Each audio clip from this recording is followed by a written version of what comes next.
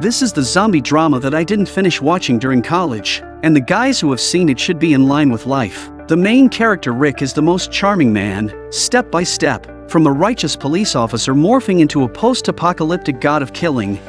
Without further ado, the story begins. Rick and Shane are county police officers. The two of them are on duty, chatting as usual. The radio goes off. Headquarters is chasing a group of robbers and needs Rick to intercept them on the road. The two listen to the action immediately, and a few minutes later, they arrived at the interception site. Rick laid the spikes on the ground, then parked the car on the side of the road and waited for the robber's vehicle to arrive. After a while, a private car is being chased by police cars. It is the group of fleeing robbers. They ran over the spikes without incident. The tire scrapping made the car drift more than 10 meters, and eventually overturned and rolled to the side of the road. Now they don't know what happened to the robbers inside. Rick took the lead and approached the car carefully. One of the robbers climbed out of the driver's side and shot at the police at the first opportunity. A fierce gun battle broke out between the two sides. Rick was also hit in the chest. The police also shot this robber. Another robber just came out and fought to the death but was soon killed. Shane ran up to check on Rick's condition first. Luckily,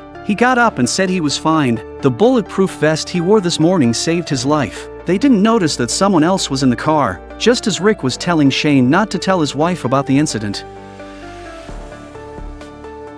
The shot hit the vest's blind spot. Shane panicked and ripped open his shirt to stop the bleeding. He shouted at his colleagues to call an ambulance, and this was his best friend. After resuscitation, Rick is out of life-threatening but has been in a coma in a deep sleep, and he can vaguely see Shane every day with flowers to see him. I don't know how long it took, but Rick finally woke up. In his memory, Shane seemed to be here just now, but he soon saw the vase next to it. The flowers inside had long since withered, and it looked like no one had been here for a long time. He struggled to get up to check but fell straight to the floor, perhaps because he had been lying in bed too long. He pulled out the syringe and called out to the nurse to come and help him, but no one responded. After a while, he slowly adjusted and opened the door to the room. Rick rushed to the faucet and took a big gulp of tap water. Then he went to the hospital corridor, and he was stunned. The place had become very dilapidated. He wanted to find out what had happened, but it was awfully quiet. No one was there. Rick walked towards the nurse's station,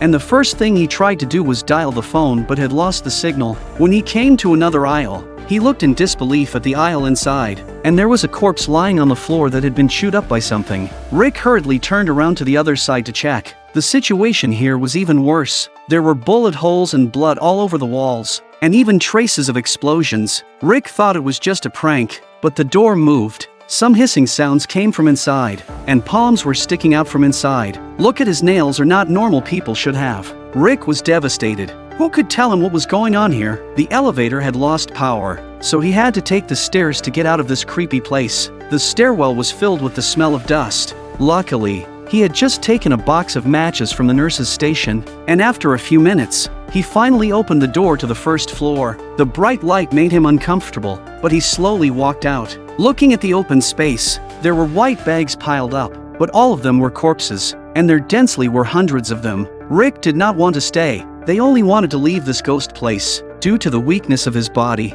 he could only use his hands and feet, but he was stunned by the sight before him. It looks like an army was stationed here, but now it's also devastated. There were too many strange things, and Rick was numb. He just wanted to hurry home and reunite with his wife. On the way, he would have liked to ride a bike, but a half-dozen bodies crawled toward him. This is not scientific logic. He soon returned home and called out his wife's name, but no one answered him, and even his son Carl was nowhere to be found. Rick has been checking all the rooms with no luck. Rick was a little broken. His wife and son were everything to him. Looking at the outside world, perhaps they have met with misfortune. Thinking about this, Rick cried out in pain and then smacked himself hard. If this is a dream, wake up! But this is the reality. Rick sat in front of his house in a state of despair. That's when he finally saw someone alive on the street. The bright light blurred his vision, and a figure appeared behind him. A shovel slapped him unconscious. It was a boy who shouted for his father to hurry over. Rick looked towards the distance, and an adult figure soon appeared on the street and finished the man just now with one shot. Then he quickly came to Rick's face. Seeing that his son was okay, he asked Rick why he was bandaged up. Rick was a little confused. This man kept asking him what kind of injury he had received. Before Rick could answer, he passed out from exhaustion. When he woke up again, he was already lying in bed. The boy was standing next to him with a weapon. His hand was secured to the bed. The man had changed his bandages. He started to ask Rick what kind of wound he had. Rick reluctantly said it was a gunshot wound. The man touched his forehead again. He then untied the rope. Then Rick came into the living room with a blanket on, just about to pull open the window to get some air. The man told him not to do so, or they would be attracted to the light in the house. Now it's all over the street outside. Rick didn't understand what he was talking about. He just saw this man shoot a man during the day. The man says it looks like you need to wear glasses. That's a zombie. The three of them then start eating, and it's only during the conversation that they learn that Rick is in a coma after suffering a gunshot wound. He had no idea what was going on, and he just saw bodies everywhere. The man then realized that no wonder Rick acted as if he knew nothing and then explained to him what was going on outside. A month ago, the virus broke out. All the dead people will turn into zombies and attack when they see people. No matter where you are, you have to keep quiet.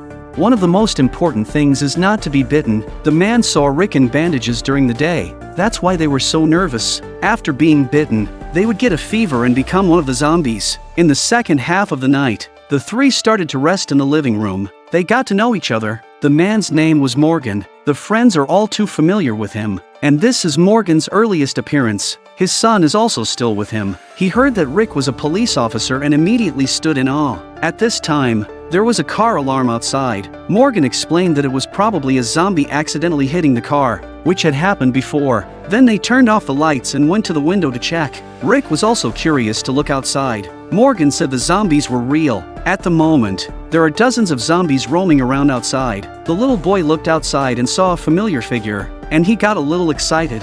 This is his mother. Then, he flung himself under the covers and sobbed quietly. Morgan can only comfort him by not crying out loud. Rick is still observing these zombies. This incident has overturned his perception. The next day, Morgan and his son took Rick out. He taught Rick how to deal with zombies.